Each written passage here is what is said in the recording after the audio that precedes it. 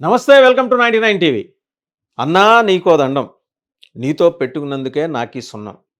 ఇది ఇవాళ అల్లు అర్జున్ గారి అంతరంగం అట. అలా అని సోషల్ మీడియాలో విపరీతంగా పెనెట్రేట్ అయిపోతున్నాయి. రకరకాల మీమ్స్ కూడా దీని మీద వచ్చేసినాయి. జగన్మోహన్ రెడ్డి గారా మజాకా? ఆయనతో సాపత్యం ఉన్నందుకు, ఆయన పార్టీ తరఫున క్యాండిడేట్‌కి ప్రచారం చేసినందుకే ఇవాళ ఇన్ని తన మెడకు చుట్టుకుంటున్నాయని అల్లు అర్జున్ గారికి ఆయన సలహాదారులు చెవిలో కోడెక్కుస్తున్నారట. ఇక జగన్మోహన్ రెడ్డి గారితోటి ఆ జగన్మోహన బంధాన్ని తెంచుకో నాయనా అని చెప్పేసి ఆయనకి హితబోధ చేస్తున్నారట. అలాగని ఆయన మరీ పూసుకొని తిరిగింది కూడా లేదు.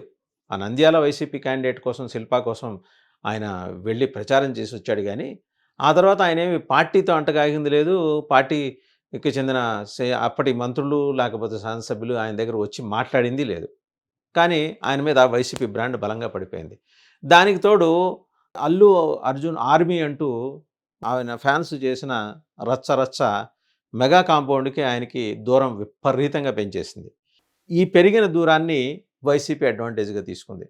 సినిమా 'పుష్ప 2' రిలీజ్ కాకముందే అందులో రాసిన డైలాగ్స్ చిరంజీవి గారిని, వారి కుటుంబాన్ని ఉద్దేశించి రాసిన dialogues Allu Arjun you are a real hero అంటూ ఆయన తెగ పొగిడేయటం, మెగా కాంపౌండ్‌ని దూషించటం. ఇవన్నీ సోషల్ మీడియాలో. ఇన్ని అనర్థాలకి కారణం ఏంటంటే, మొదటిది జగన్మోహన్ రెడ్డి గారి పార్టీతో సాపత్యం, సాంగత్యం. రెండోదేంటంటే అర్జున్ ఆర్మీ పేరుతోటి వాళ్ళు చేసిన పైత్యం. అది ఒకవైపు సాపత్యం, రెండో వైపు పైత్యం. ఇవన్నీ వెరసి ఇక్కడి దాకా చుట్టుకున్నాయి. దీనికి తోడు సినిమా ఫంక్షన్‌లో ప్రీ రిలీజ్ ఈవెంట్ సందర్భంగా ముఖ్యమంత్రి గారి పేరు మరిచిపోవటం ఆయన. అదేదో ఉద్దేశపూర్వకంగా చేసింది గానీ, అధాటున ఆ జనసందోహం చూడగానే తబ్బిబ్బైపోయి పేరు ఉచ్చరించటంలో ఆయన చిన్న పొరపాటు చేశారు. మర్చిపోయారు. పొరపాటు కాదు, మర్చిపోయారు. సో, ఇవన్నీ అన్నీ కలిపి ఒకదానెంబడి ఒకదానెంబడి ఒకదాని చుట్టుకుంటూ క్యాస్కేడింగ్ ఎఫెక్ట్ అనమాట. ఈ క్యాస్కేడింగ్ ఎఫెక్ట్ ఎక్కడ మొదలైంది? జగన్మోహన్ రెడ్డి గారి పార్టీతోటి సాన్నిహిత్యం వల్ల మొదలైంది. సో, ఇప్పుడు ఆ పార్టీకో దండం, ఆ పార్టీ అధ్యక్షుల వారికో దండం, అంటే మాజీ ముఖ్యమంత్రి గారు. ఒకసారి మనం రీల్స్ వెనక్కి తిప్పితే గనక, రివైండ్ చేస్తే గనక మనకు అర్థమయ్యే విషయం ఏంటంటే, జగన్మోహన్ రెడ్డి గారు ముఖ్యమంత్రిగా ఉన్న సమయంలో హీరోస్ అందరినీ తన క్యాంప్ ఆఫీస్‌కి పిలిపించుకోవటం. వాళ్ళందరూ కూడా చాలా వినయంగా, విధేయంగా ఇలా చేతులు కట్టుకొని ఆయన ముందు నుంచోవటం. ఇవన్నీ అందరూ ఇండస్ట్రీలో తిరుగుతున్నాయి. అందరి కళ్ళ ముందు గిర్రున తిరుగుతున్నాయి. అలాంటి జగన్మోహన్ రెడ్డి గారితోన అల్లు అర్జున్ గారి సాంగత్యం అని చెప్పేసి ఇండస్ట్రీలో మెజారిటీ భాగం కుతకుతలాడిపోయిందట. దీనికి తోడు ఏంటంటే మెగా కాంపౌండ్‌కి కన్నా డిఫరెంట్ కాంపౌండ్ మాది. మేము స్వతంత్రంగా ఎదిగిన వాళ్ళం. మా తాత అల్లు రామలింగయ్య గారి దగ్గర నుంచి మాకో బ్రాండ్ ఉంది అని చెప్పి అల్లు అర్జున్ అన్నట్టుగా సోషల్ మీడియాలో క్రియేట్ అయిన ప్రచారం అంతా కూడా. ఆయన నిజంగా అన్నారో లేదో తెలీదు గానీ. అల్లు అరవింద్ గారు ఏ మాటకి ఆ మాట సౌమ్యులు, చాలా నిదానస్తులు. ఆయన చాలా పద్ధతిగా కూడా మాట్లాడారు. మొన్న ఈ మధ్య కూడా వాళ్ళ ఇంటి మీద దాడి జరిగిన తర్వాత కూడా ఆయన అన్నదేంటంటే, సంయమనం పాటించాల్సిన సందర్భం ఇది. అందరికి చేతులెత్తి మొక్కుతున్నా. ఎవరు ఆవేశపడకండి అని చెప్పేసి అల్లు అర్జున్ అభిమానులకి ఆయన చెప్పారు. అల్లు అర్జున్ గారు కూడా సున్నిత మనస్కులే. జరిగిన సంఘటన తర్వాత, జరిగిన విషయం తెలుసుకున్న తర్వాత ఒక మహిళ మృతి చెందింది తొక్కిసలాట అంటే, ఈ 15 రోజులుగా ఆయన సినిమా సక్సెస్‌ని ఎక్కడ ఎంజాయ్ చేయలా. ఇంట్లో ఒంటరిగా కూర్చొని గార్డెన్‌లో దిగాలుగా ఆలోచిస్తూ అరే! నా వల్ల ఒక ప్రాణం పోయిందే అనే బాధలో ఉన్నారనే విషయం సాక్షాత్తు ఆయన తండ్రే చెప్పారు. కాస్త ఈ మర్చిపోవడానికైనా నువ్వు అటు ఇటు ఎళ్ళు నాన్న అని ఆయన చెప్పినా కూడా లేదు. మనసు కలిసివేసే సంఘటన ఇది.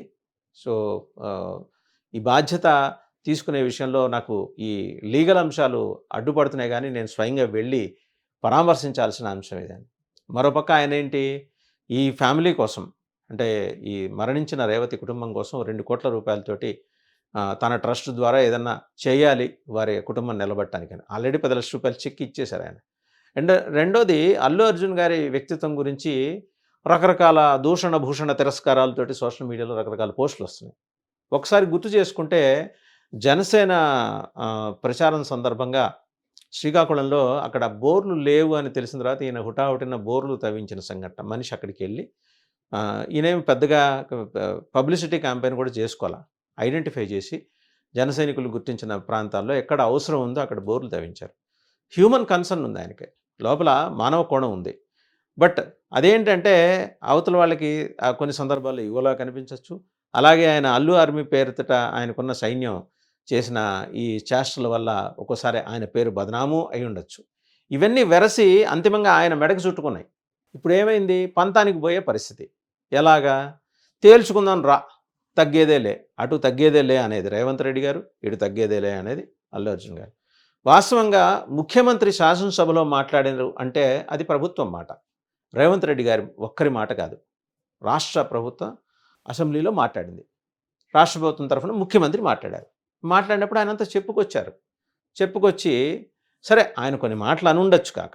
అది జనరల్‌గా ఆయన ఆరేటరీ స్కిల్స్, ఆయన గొప్పతనమే ముఖ్యమంత్రి రేవంత్ రెడ్డి గారి గొప్పతనం ఏంటంటే అద్భుతమైన వక్త ఆయన.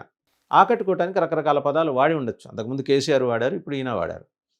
అభిమానులు పోతుల్లాగా ఎగబడ్డారనేది. కొంచెం అభిమానులు కలత చెంది ఉండొచ్చు ఆ మాటతోటి. ఇంకో మాట కూడా అన్నారు. అది అల్లు అర్జున్ బాగా కలత చెందిన విషయం ఏంటంటే, "నీకేమన్నా కాలు పోయిందా? నీకేమన్నా కన్ను పోయిందా? నీకేమన్నా కిడ్నీ పోయిందా? నువ్వేమన్నా తురుం ఖాన్‌వా?" ఇది కొంచెం మనస్తాపం కలిగించే అతనికి. కాకపోవచ్చు.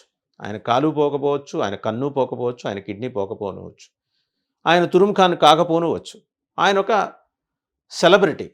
అక్రాస్ ద కంట్రీ అంటే పాన్ ఇండియా గుర్తు పట్టే ఒక సెలబ్రిటీ. ఒకప్పుడు బాలీవుడ్ హీరోలు మాత్రమే సొంతం చేసుకున్న ఆ సెలబ్రిటీ స్టేటస్‌ని, పాన్ ఇండియా స్టేటస్‌ని ఇవాళ తను గుంజుకొచ్చారు తన సినిమాతోటి. Because of his performance. 'పుష్పలో' స్మగ్లర్ పాత్ర పోషించాడు కదా అని ఆయన స్మగ్లర్ అయిపోడు కదా. 'భక్త రామదాసులో' ఏఎన్నార్ నటించినంత మాత్రాన ఆయన రామదాసు అయిపోడు కదా. సో ఇది ఓన్లీ క్యారెక్టర్ వరకే చూడాలి ఎంటర్‌టైన్‌మెంట్ ఇండస్ట్రీ. బట్ అలా చూసే పరిస్థితి ఈరోజు లేదు అనేది ఎస్టాబ్లిష్ అయిన తర్వాత అల్లు అర్జున్ ఆయన కూడా he also needs to review himself అనే మాట సజెషన్ వస్తుంది.